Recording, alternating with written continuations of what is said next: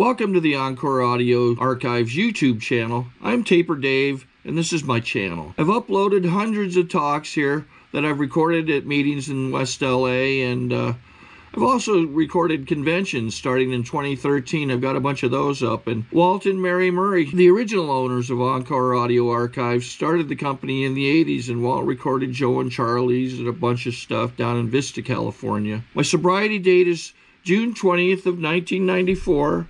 I hope you find something you like, so please like and subscribe to my channel and comment down below. If you want to hear something that I don't have or that you don't see, I'll see that I get it. Anyways, take care and have a great day if you want to. Okay, this is a one-speaker meeting. Please welcome our speaker tonight, Christopher P.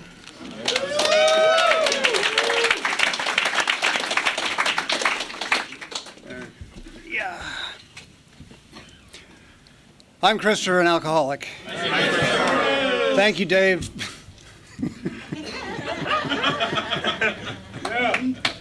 I like this side over here. Okay.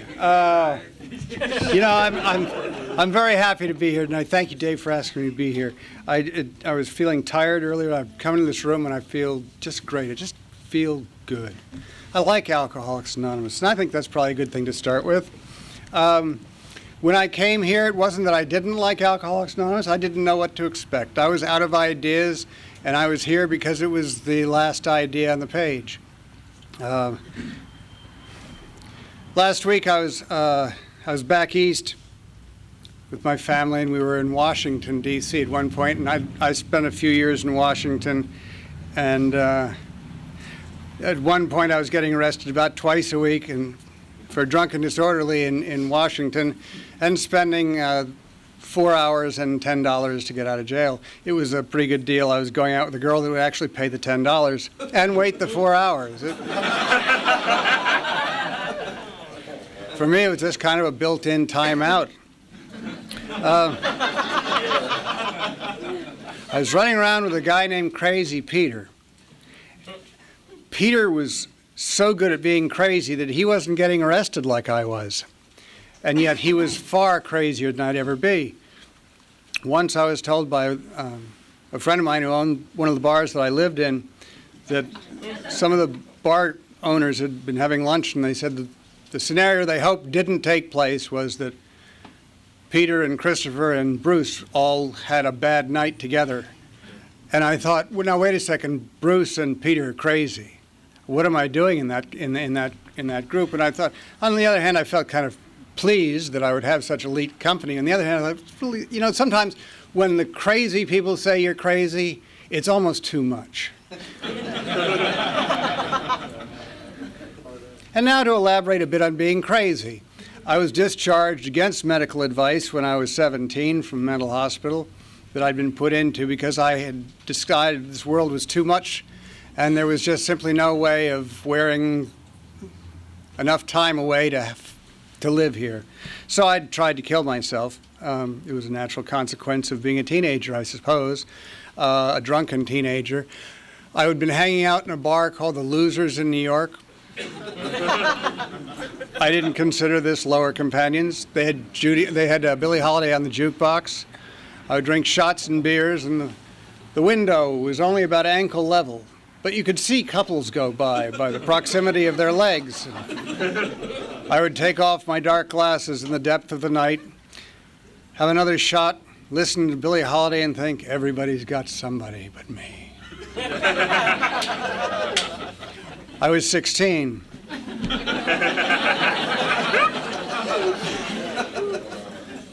I was into the drama. I was drinking a half a pint of scotch before I got out of bed because all of my heroes had died by their own hand. If you were artistic and dead, you had what I wanted.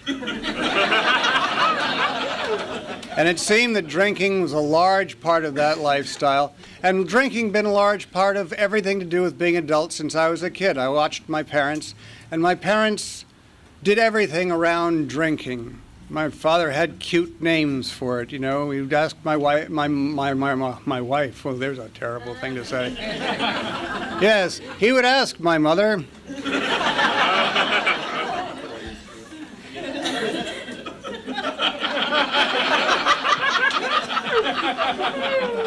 I think we'll just go right past that. So anyway, they drank a fair amount.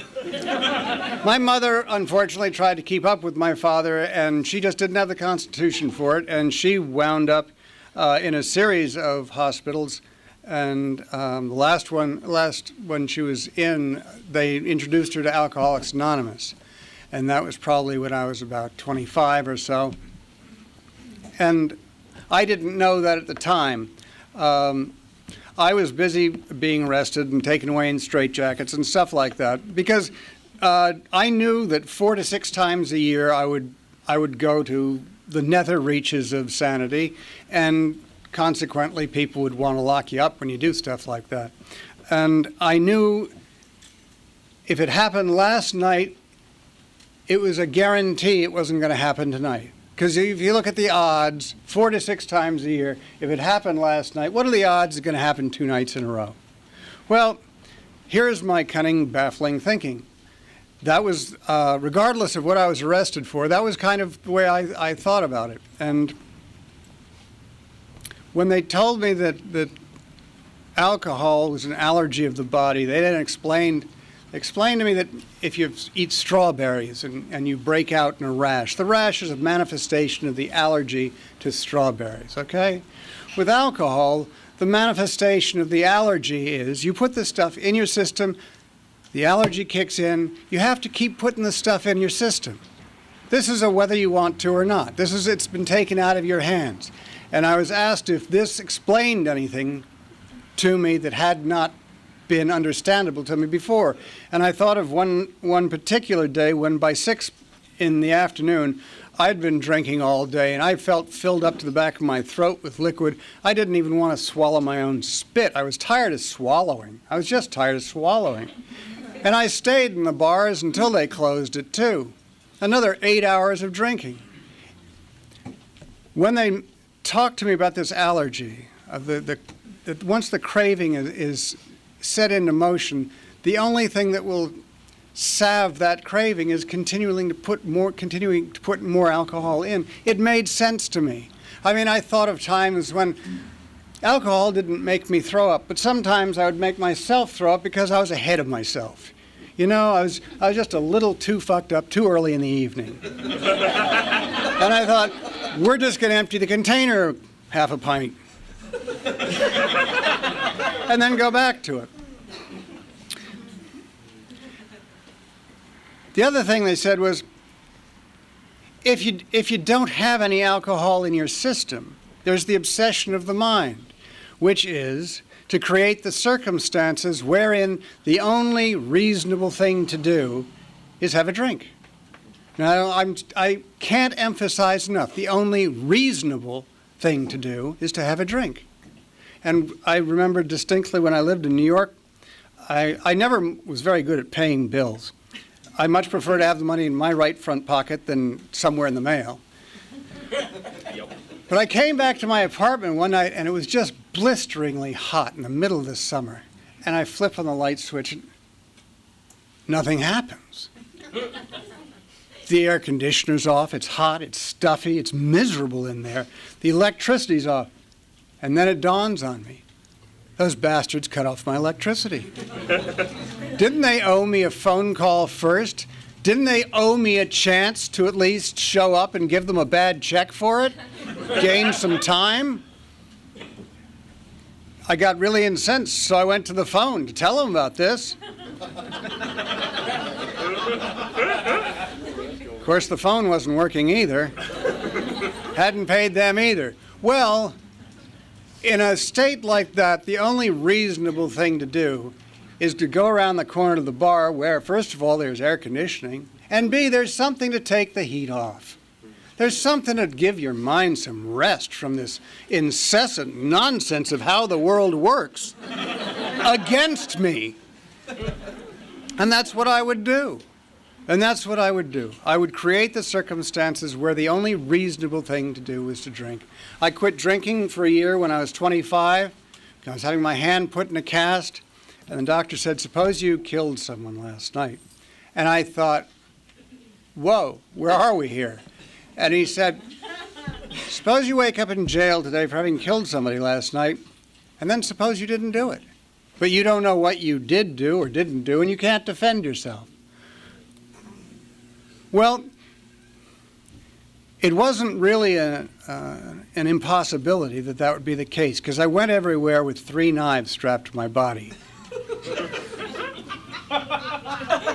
And I went everywhere with little scenarios of how surprised you were going to be when I left the knife in you, and I had one for you too.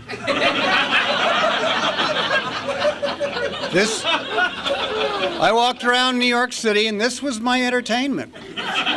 Some people think of Pontiacs, some people 57 Chevys, some people girls. This is what gave me peace.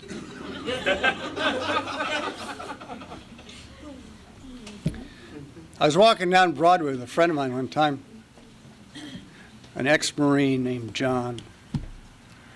And it was 4 o'clock in the morning.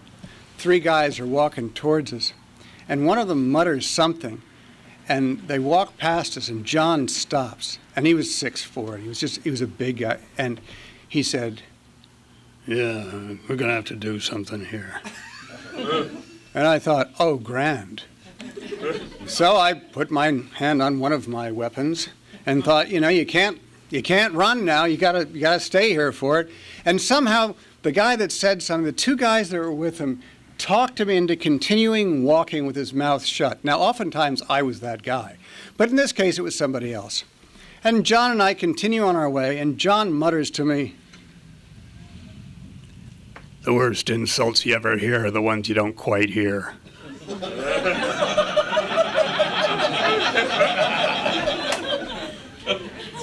I said, "You mean you didn't know what he said?" "No." And I thought, that's good, John.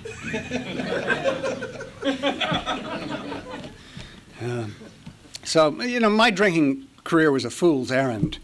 Mercifully, if I was the least bit charismatic, I would tell you a lot about guardian angels, because there are too many times in my life when it could have gone slightly differently, and that slight difference would have been of big consequence.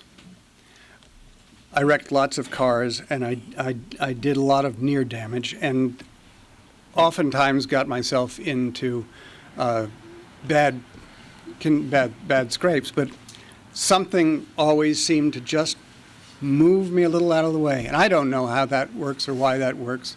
Other people I know just can't cut a break. But my drinking career was like that. I didn't carry the weapons to be a bad guy. I carried the weapons because I was just mindlessly paranoid about everything. Had been since I was a kid. When I was a kid, I would check under the rug. I'd check out on the roof. I was quite concerned that there was something somewhere. A priest one time gave me a glow-in-the-dark crucifix. I had to keep it in my sock drawer under the socks. I knew I was going to hell for this, but I couldn't deal with that glowing thing in the night. So I quit drinking for this year when I was 25. The doctor said, "You might try AA. There's a meeting across the street under the church." This was in New York City. And I thought, I got myself into this. I've got to get myself out of it. That's the way I was raised. So I stopped drinking. I kept doing drugs because he didn't say anything about that, and I needed something. But I'll tell you, drugs never did it for me the way alcohol did. Alcohol put to sleep something that needed rest and let me exist. I went back to drinking because it was clear to me I was going insane. During that year, I'd been introduced to Silva mind control, because I thought, mind control, man, if I can just control my mind, I won't get into these kinds of problems. And then somebody introduced me to Baba Muktananda, and I got into this deep meditation. Then I was running in Central Park and feeling the spirit of the earth coming up through the trees. I was doing all of this, taking the bus wherever I was going in New York, taking the subway with 3 knives strapped to my body the whole time. I was trying to find some peace. I figured if I could just find some peace, then when I drank, I wouldn't have to pay these terrible prices. 4 to 6 times a year, I'd wake up somewhere where I really didn't want to be in conditions I really didn't want to have to deal with. But I went back to drinking because this meditation stuff was causing me to talk to you and say, while we're talking, I'm inside my head going, he can't hurt you.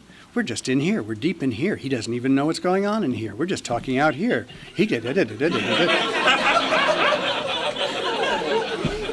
It became clear to me that this duality was the gap was getting bigger, and I thought, this is dangerous. This is very dangerous for someone like me who's been discharged against medical advice to start developing 2 distinct personalities that can work simultaneously. The only reasonable cure for this is alcohol. So I was back to drinking again. Now, I was out here, I was living in a house with no heat, on the floor, rolling around on the floor making animal noises because of this wordless distress, this mindless despair that I thought if I could just make the sound that this despair would feel like, somehow it would externalize it and I could get it out of me. So I'd roll around on the floor going, and other assorted sounds. And then something occurred to me, something my sister had told me, which was that our mother was dating a man that she'd met in Alcoholics Anonymous. That was the whole message to me. That was all I knew of Alcoholics Anonymous. I called up Alcoholics Anonymous a couple of days later, about 10 o'clock in the morning, and the answering machine was on. And I thought, well, so much for that. But I left my name and number, and about 4 o'clock in the afternoon, I was told that a guy named Bob had called for me, and I didn't know anybody named Bob, and I was working to be an actor at that time, and I thought, obviously, Bob has seen me somewhere, and this is my big break. So I called Bob back. And Bob said he was Bob from Alcoholics Anonymous, and I thought, well, where were you this morning, Bob? But I didn't say that. So he and his friend Roy came by and picked me up and took me to a meeting that evening. And the two of them sat in the front of the car going, yeah, da, da, da, da, da, da, da, da, da. They didn't ask me anything. I thought, you've come all this way to pick me up. I have some information that would add to your discussion. But they weren't the least bit interested in anything like that. So we went to this meeting, and at the meeting somebody said, does the newcomer want to say anything? And I was the designated newcomer, wasn't I? So I said, yes, alcohol kills something in me that needs killing. And they said, oh, well, they came up to me afterwards and said, yes, that was true for them too. And I thought, well, they've been waiting for me. I'm clearing things up for them.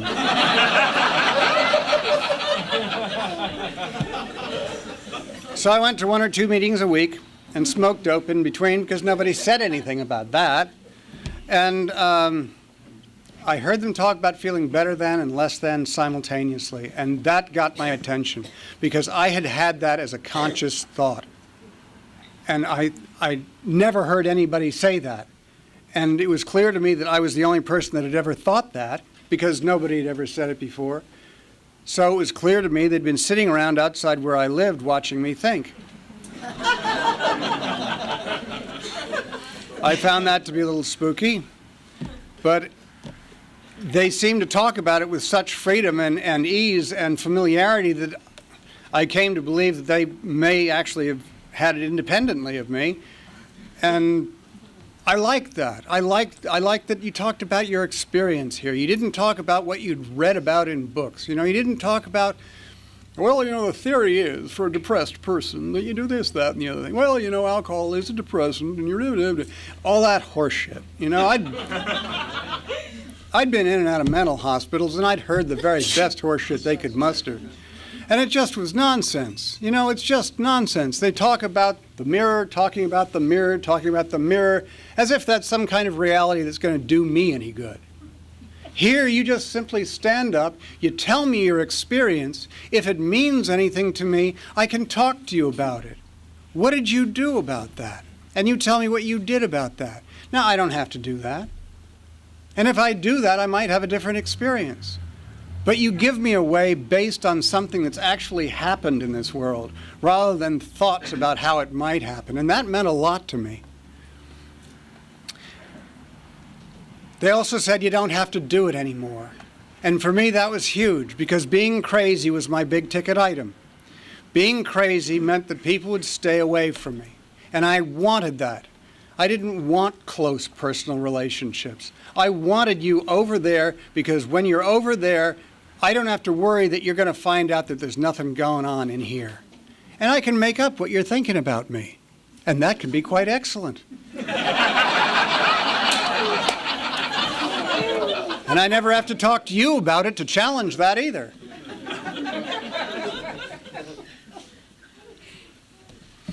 So they said, you don't have to do it anymore. And I thought of the things that I had done that I hadn't wanted to do. I mean, the crazy stuff. Because if you're crazy, you've got to do crazy stuff. Because otherwise, someone who's crazier is going to say, hey, come on out here. And if they see you falter for a moment, your game's gone. Now you're not crazy, you're just stupid or something. So you always have to be outside the one doing the crazy stuff. And that's a burden. That wears you down. And they said, you don't have to do it anymore. And I believed them. I just believed them. And I felt something relieved. But going to 1 or 2 meetings a week and smoking dope in between isn't exactly how the steps work. So I went back to drinking. And about a year later, I'd been drinking nonstop, and I'd been getting no relief, no change. When you've got one tool to deal with everything and it breaks, you still use it because it's the only tool you've got. But it's broken, and it's not doing what it's supposed to be doing. And that's a scary proposition.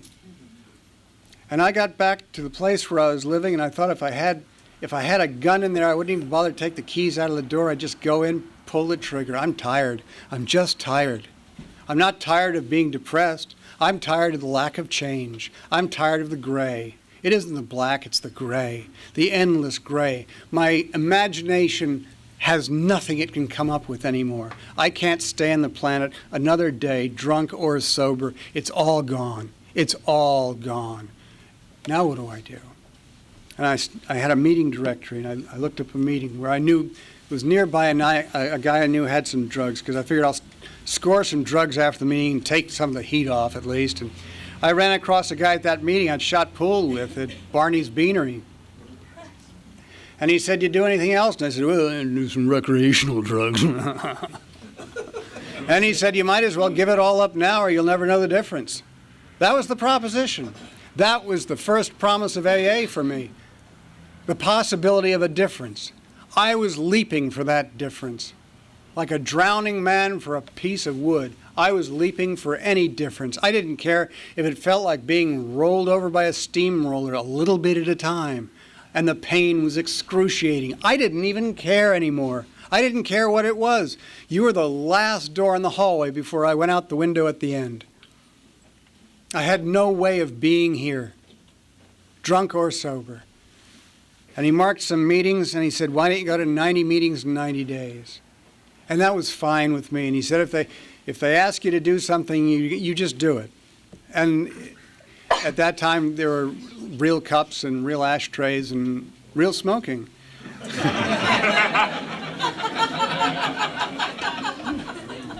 There's also the chance to have real sex and not die from it. I got sober at a very good time.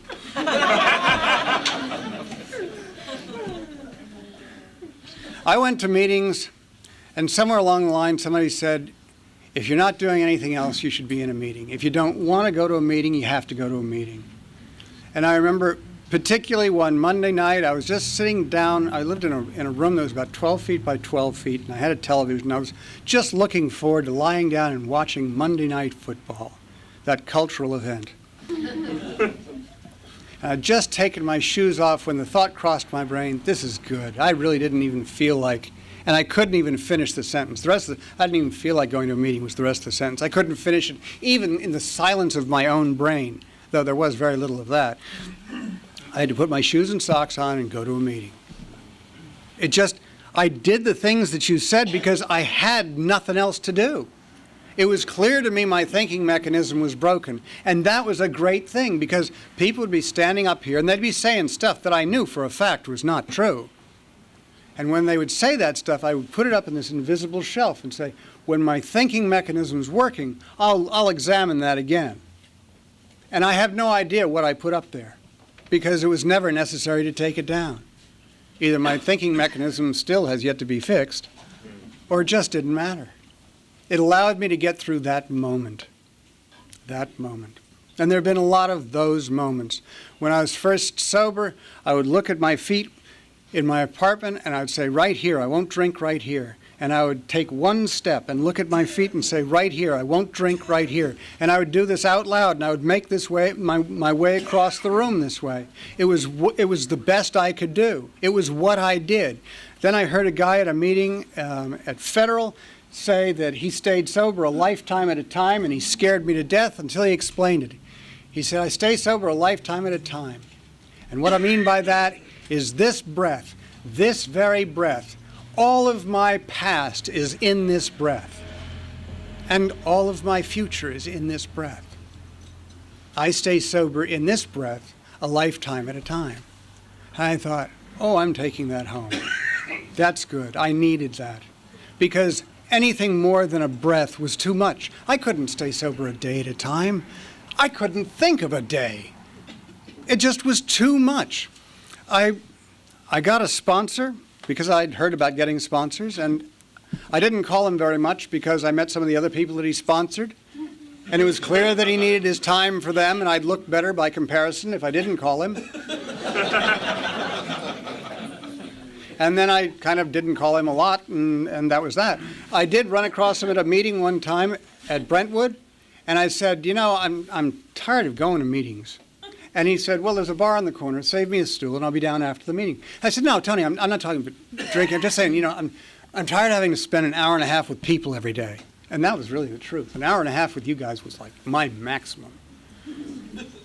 I'd leave a book open on my bed of my 12-foot by 12-foot apartment, and I looked forward to getting back there to that book, because it was I didn't want to take any of you with me either, I might add. It was someplace to go where there weren't people.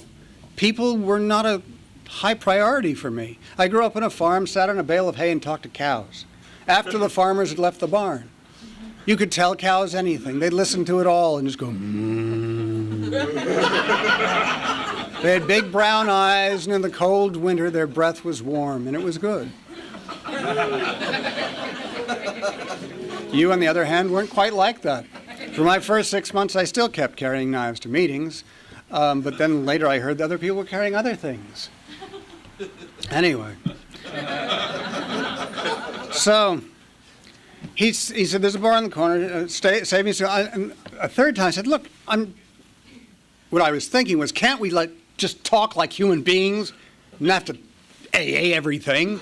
You're tired of being here sometimes, I'll bet too. But I didn't say that. I said, no, I'm just tired of having to come to meetings every night. He said, there's a bar on the corner, save me a stool, I'll be down after the meeting. And he turned his back and walked off. And I thought, son of a bitch. And I was left with my own thinking, which was, he's not going to talk me into staying. But then, how the hell can he? If my experience isn't enough to keep me here no matter what, what's he going to say to keep me here? And it was a real nice understanding. So he sort of got lost in the wake of doing nothing. I stayed sober my first 2 years, largely in Architects for Diversity meetings where they tell you can't stay sober. And I stayed sober largely on the companionship of the people that I knew there. It was the fellowship that I stayed sober on. It was a good thing. I liked Architects because it was a lot like being decompressed when you come up too fast. You know, you get to be with people that you like, you know, that you don't have to explain shit to. You don't have to dress it up. You don't have to have it together, you know. You just go in there and here's just wild stuff. And you had to talk. There were small meetings and everyone was called on to talk at some point in the meeting. And I knew for a fact I could not talk about anything going on with me. I wasn't raised to do that. My tall white people didn't do stuff like that. And you sure as hell don't touch people. So I went to those meetings because they were exactly what I couldn't do. But the people there were fun. It was fun. You know, it was like being back in the mental hospital, for God's sakes. I'll tell you, not one day in that mental hospital did I feel infirmed, but every day in that mental hospital I was quite sure the people outside the walls were very infirmed. I still think that's pretty true because here I am in the largest outpatient clinic in the world.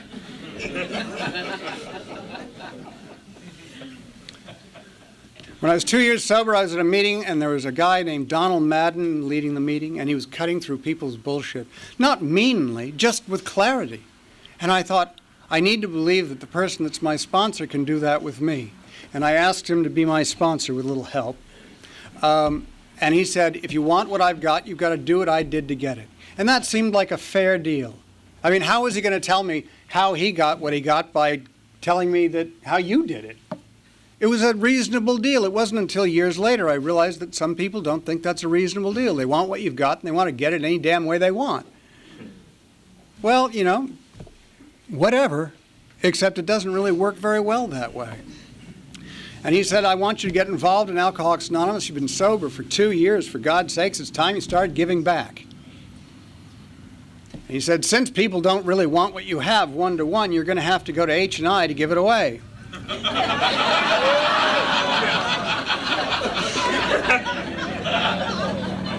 So that began my time with H&I.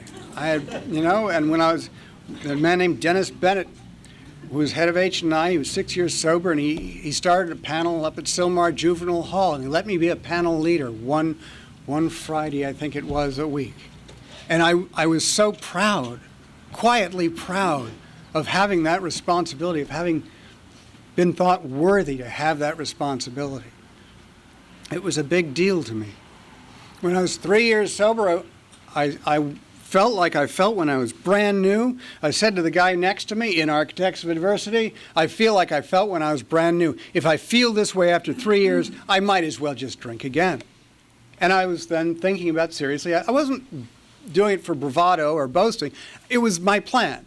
And he said, you don't have to drink again to start over. Whoa, there's a big piece of information. And I offer it to anybody in here that doubts about how things are going now. You don't have to drink again to start over. You just start over. 1,000 times a day you can do that. There's no limit. You can start over.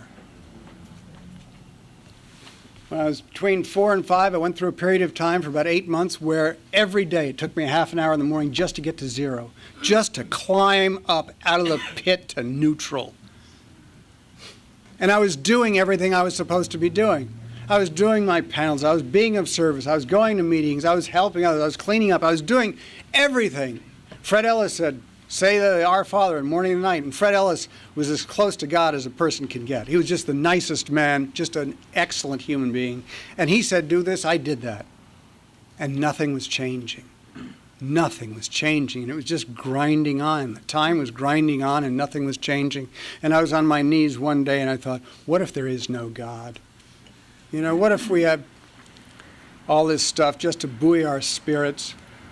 But what if, in point of fact, on the other side of the curtain, there isn't even a little guy dressed up like Oz? You know? What if there's just squat? This is it. This is the end. And then I thought, I don't know. That's a pretty scary place to get to. And then a thought crossed my brain and I started laughing. The thought was this. It doesn't matter if there's a God or there isn't a God. It doesn't matter. And here's why. Because I won't live long enough to die a natural death without faith. I have to believe in something because lack of power sure as hell is my dilemma. I have to have a power by which I can live, and I don't know what it is. I can't know what it is. I don't have to know what it is. Well, there's the key. I don't have to know God at all. All I have to do is have faith, because faith gets me from Monday to Tuesday. I have a need, not for God at that stage. I have a need for faith. I have a need to believe. And that's where it began for me. And then I developed an idea roughly based on the Big Bang theory of the universe, that stuff explodes out, particles find particles, create atoms, the atoms get together in stars and explode and create heavier atoms. So what? You say, well, this is the deal. Everything you see was made by these original equipment atoms. They didn't add a half a cup of atoms partway through the evolution of the universe. All of me is of the stuff of the universe, but I am not all the universe. All of me is of God, but I am not all of God. This is a template that works for me. Because here, when I get to the fourth step, I find what blocks me off from this. It's self. Self is what blocks me off from the unfolding of God in my life, from the unfolding of the power in my life. Self, selfishness, self-centeredness, fear, self-delusion, anything to do with, it has to be this way for me to be happy. You have to stop doing that. You have to start doing that. I want more of that. I want less of that. Every time I do that, I'm putting up a little South Sea Island poster of how it has to be for me to be happy. And I'm walling myself into the center. I'm playing God, and I'm denying the ability of that power to unfold through me. My concept of that power is, it doesn't care what you do with it. It doesn't care if you use it to hold up banks. It doesn't care if you use it to scam people and run Enron. It doesn't care. The power doesn't give a shit. But here's the deal. You live in the world that you create with that power. If you use that power to screw other people, the only thing you can believe when you get your change from the grocery store is that motherfucker's screwing you. Because that's the only thing you can believe. It's what you do. It's what they do. You live in the world you make with that power. That power, you are like a hose with water. If you want the tulips to have more water, point the hose over there. If you want them to dry up and die, don't. Put it over in the weeds. You get where you put the power. This power is perfect, and it is complete, and it is the thing by which we must live. We had to find a power by which we could live. Obviously, it had to be a power greater than ourselves. I believe this power prefers love, tolerance, kindness to others, because it makes us feel better to do that. And I think that's a reflection.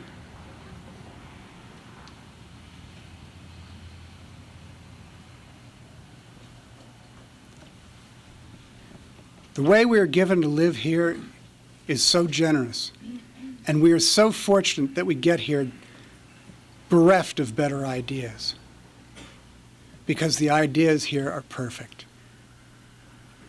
The steps are just perfect. We're not perfect in getting along with each other. We're not perfect in our implementation of them. But we have the tools to use on a life to shape it in a way that makes life worth living. I'm happy to say that I've lived long enough to want to stay alive.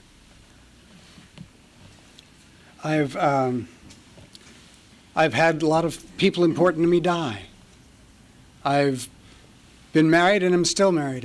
I'm 27 years and change sober. I became a father at 50, and I've got an 8-year-old and a 4-year-old, and a wife of 16 years. My longest relationship was 1.5 years. 6 months of okay and a year of getting out of it.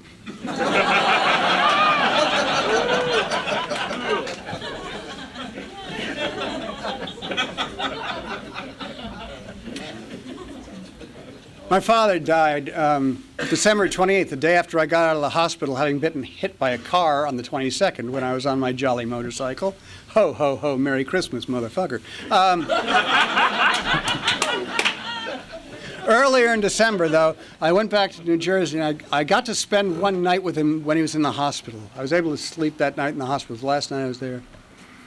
And in that time, I told him I was going to go downstairs and get something to eat while he's being tended to. And I came back up, and he said, "Where did you go?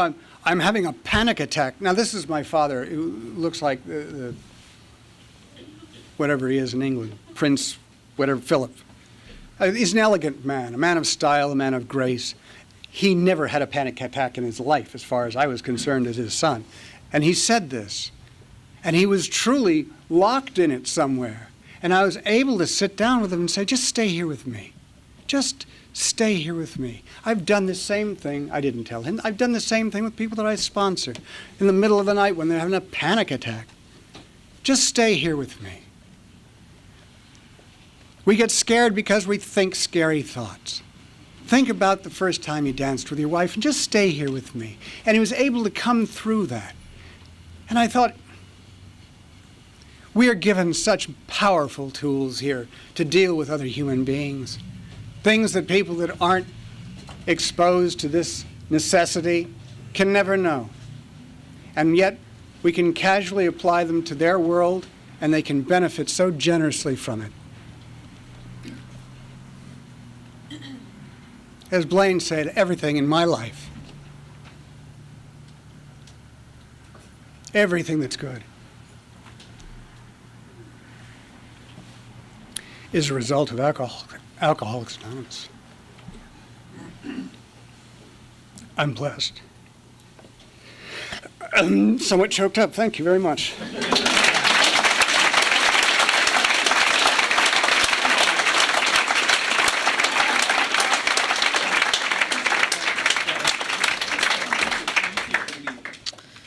Sorry to interrupt your viewing. Taper Dave here. Just wanted to take a second to ask you to like and subscribe to my channel. Let me know if you like what you're listening. I've got some very good talks here, and this one's a great one. Just curious, do you think this is better than Zoom? Tell me what you think. Okay, this is how I prepare my drone for launching. I like to do it inside the cab of my truck so I don't not standing outside in the weather. To install the joysticks for control, up and down, right and left, powered on. I have an Android phone that I use to connect it to the drone with. And it's actually controlled through the iPhone, through an app. Oops, wrong way. It's actually controlled through the iPhone, or through this Android phone, through the app. It's actually controlled through the Android phone, through an app, and you connect it through this short connection right here.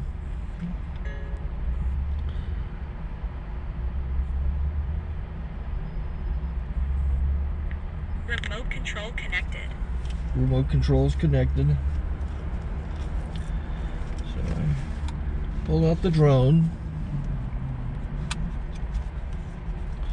I have to extend the legs. Long legs extended first, then the short legs.